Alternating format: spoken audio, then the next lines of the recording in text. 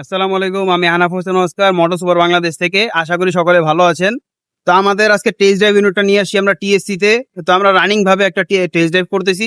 তো আমাদের একজন রাইডার ভাই আজকে টেস্ট ড্রাইভ দিল, তার মুখে শুনবো তার টেস্ট ড্রাইভের অভিজ্ঞতাটা। তো চলেন শুরু করা যাক। ভাই আসসালামু আলাইকুম, কেমন লাগলো আমাকে টেস্ট ড্রাইভটা দিয়ে? ওয়ালাইকুম আসসালাম। এই তো ভাই আলহামদুলিল্লাহ ভালো।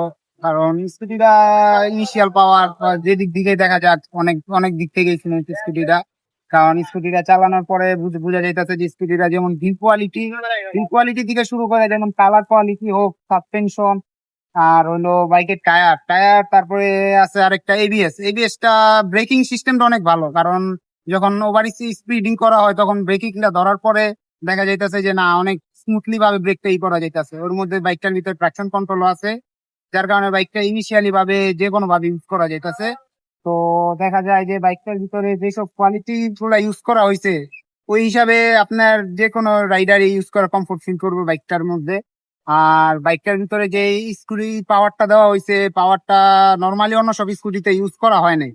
তো যে স্মুথ ভাবে চালানো হইতাছে স্কুটিটা, তো আপনারা চালালেই বুঝতে পারবেন যে এই স্কুটিটা কিরকম স্মুথ। তো আর ইনিশিয়ালি ভাবে অনেক তাড়াতাড়ি পাওয়ার উঠা যাইতাছে স্কুটিটার মধ্যে, যাতে করে আর কি বোঝা যাইতাছে যে না, স্কুটিটার বিল কোয়ালিটি হোক আর হইলো আর কালার কোয়ালিটি আর সব দিক থেকে স্কুটিটা পারফেক্ট। প্রাইস বিবেচনা যদি বলেন তাহলে কেমন লাগবে? প্রাইস বিবেচনায় বলা গেলে আপনারা যেরকম দেওয়া হয়েছে যে প্রাইসের মধ্যে ওই প্রাইসের ভিতরে এটা পারফেক্ট একটা প্রাইস। কারণ এটার ভিতরে আপনার অনেকগুলা স্পেস দিয়ে দিচ্ছেন, যে এটার ভিতরে একটা রেজিস্ট্রেশন ফি করে দিতেছেন। তো ওই হিসাবে আপনারা প্রাইসটা পারফেক্ট যদি আপনারা পার্সাবিলিটি ঠিকঠাক ভাবে দিতে পারেন, আশা করি এটা ভালো মার্কেটে ভালো করতে পারবে। ধন্যবাদ ভাই, সুন্দর একটা শর্ট রিভিউ দেওয়ার জন্য। ভালো থাকবেন, সুস্থ থাকবেন। আসসালামু আলাইকুম। ওয়ালাইকুম আসসালাম।